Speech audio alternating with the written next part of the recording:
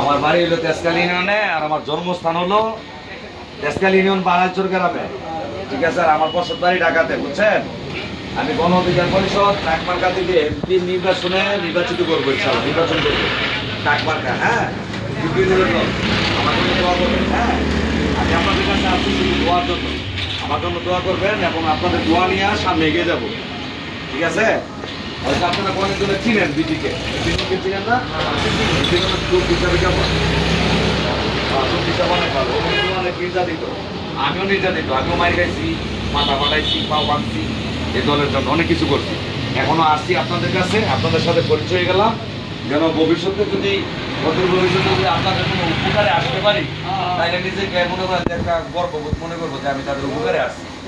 আর আমি নেতা হতে আসিনি, আমার কোনো নেতা হওয়ার দরকার নেই, আপনাদের গোলাম হিসাবে থাকতে চাই। আমার গোলাম হিসাবে আপনারা মাইনে নিয়ে নেন। আমি আপনাদের ছেলের বয়স কম।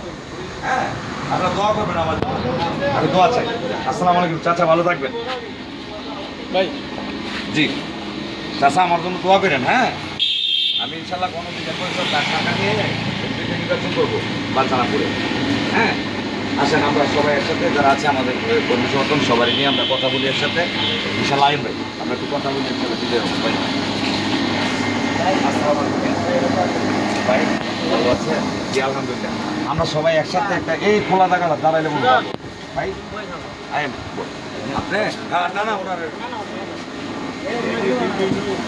এখানে সবাই দাঁড়ায় শুনুন ভাই, এখানে এখানে জায়গাটা সুন্দর আছে, এখানে আছেন আমরা সবাই।